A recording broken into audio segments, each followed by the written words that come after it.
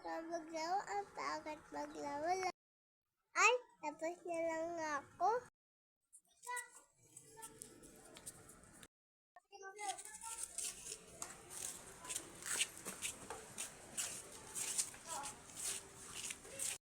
Ay, nakakainis talaga.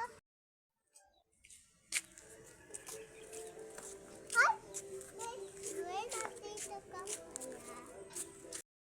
Ay, ano gagawin sa laruan ko?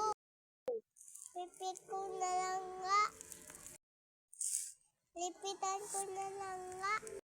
Ano ba yan? Nakakainis.